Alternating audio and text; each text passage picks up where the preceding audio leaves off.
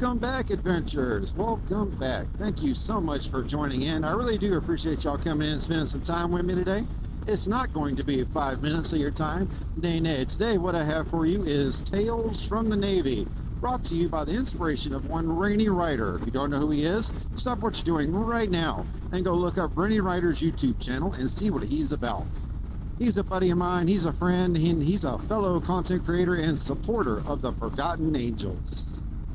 Now, Tales from the Navy is nowhere near a way of me saying that I served in the military. I do not hold that honor. I have not served a single day in my life.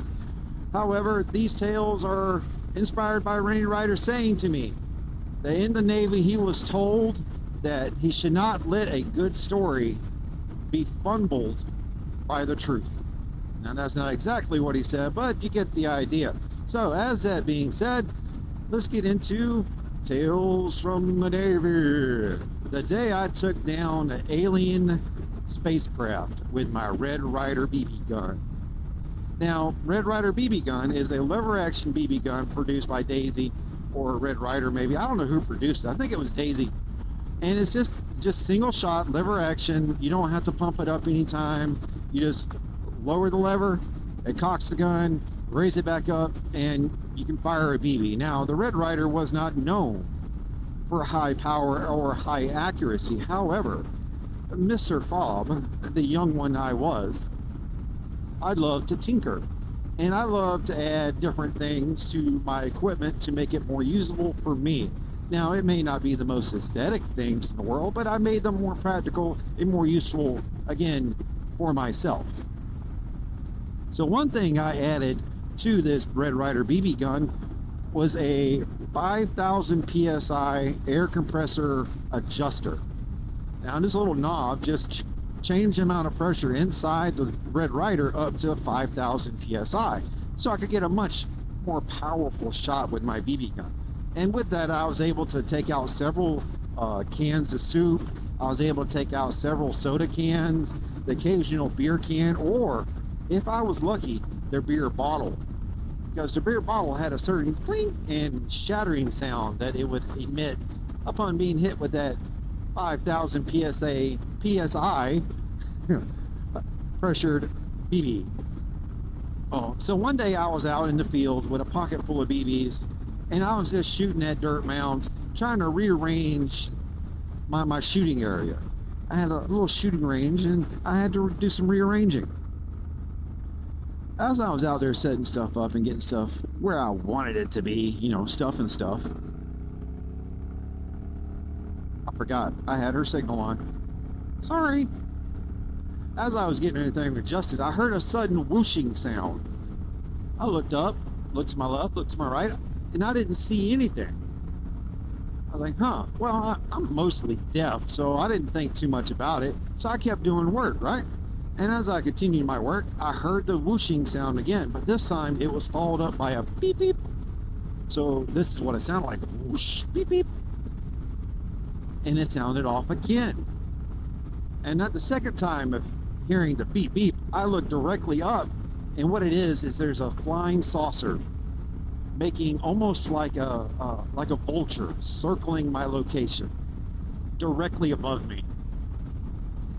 And as a child, I am absolutely astonished. I am amazed. I've never seen a UFO before. I've heard about flying saucers, but at that point in my life, most of the aliens I'd heard about were aliens like in the movie Aliens or in the movie Predator. You know, it was not a good thing to be seeing him because I knew I was either going to be abducted, have some kind of creature implant itself inside me, or my skull was about to be ripped off my shoulders and held as a trophy. And neither of those three things sounded like a good idea to me. So I took cover right underneath my folding table. Now back then, now keep in mind the folding tables aren't what they are today. Nay. These folding tables are made out of higher grade materials. Nay, they are bulletproof. You know what I'm saying? So I'm hiding under this table, and I can hear a little tick, tick, tick, tick, all kind of ticks all around me. And I can see little pebbles start to rise up off the ground, levitate.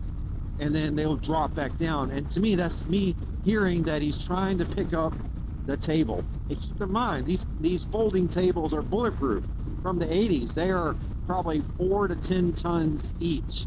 Now 4 to 10 varying on which model you had. Now this was the 4-ton table, so I hear him trying to pick it up, and it's just not moving, it's not budging. So I peep my head out, and I feel the hairs on my head start lifting towards the sky, towards the alien spaceship. And I stick my head out a little bit further, and I can feel my nose, the clip hangers in my nose start to lift away and drift towards this alien spacecraft. And it comes to my attention that if I make any move outside of this table, I will disappear. No one will ever know where I went because no one else can see this UFO. No one else is there with me. I'm out on this adventure alone.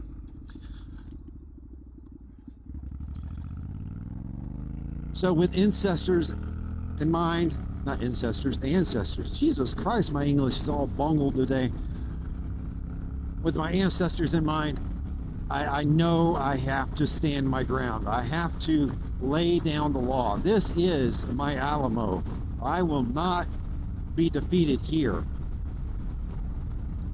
So I cock my Red Ryder. Click, click. Lean out again and fire one shot. Now this shot tinks off the side of his spacecraft. Now what I'm doing is I'm testing to see where his barrier is, where his force field ends. And when I hear that tink, I realize with him using that tractor beam on me, he can't be using his force field at the same time. He's diverting his energy to the tractor beam. So I know I can now take down this spacecraft. So I rock in another round, which, you know, brass BBs, I got it all day. I rock in another one, I fire it up there. Now this thing's got to be traveling anywhere between 1,200 to 1,600 feet per second, and it strikes the bottom of his ship. Now it's a very tiny object with not a lot of momentum. So this is more of a penetrator. This is not an obliterator. And I hear it hit the ship, and I know it sunk in. So I clock in another round, duck under the table, and I feel the tractor beam pulling more off to that side. So I lean out the left side of the table, and I fire up another shot. I hear it go tink, but this time I start hearing a little clack, clack, clack, clack, clack, clack, and that tells me that I've knocked something loose somehow. So I rack in another round, go ahead, fire off a quick one. It hits near to the same spot, because keep in mind, I've been shooting this Red Ryder since I came out of the womb. I am a precise marksman. So I duck back under the table because I know he's going to move that tractor beam off to the left side now. So I rock in another one, pop out the right side, fire up another shot. Each shot trying to get closer and closer to where I know this tractor beam is coming from.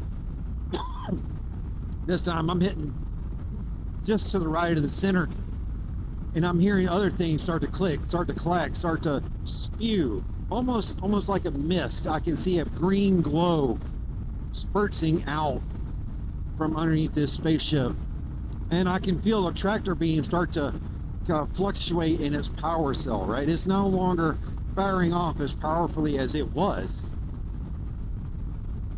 And that tells me this is my time. This is the only shot I will have to take down this spacecraft. So I roll out from underneath the table, 80s action style. I've seen all the movies. I know how to do it. I know how Commando does it. So I roll out from under the table, set up in a prime firing position, and I fire that shot straight up the middle, and that shot rings right into home, baby. You see the tractor beam start shooting out beams of energy, just blue, green, red, orange rays, just pop, pop, pop, pop, pop, pop, pop, pop, pop, like a misfiring cylinder. Every time it goes around, it pop, pop, pop, pop, pop, pop, pop, pop. So I rack down another round, I fire back up again. This time, all the lights stop. And all of a sudden, there's a bright orange glow at the very base of the machine. And as the glow starts to flicker, the ship implodes, sending space debris and shrapnel all over the field. I can even hear the screams of the little alien creatures as they burst through this implosion.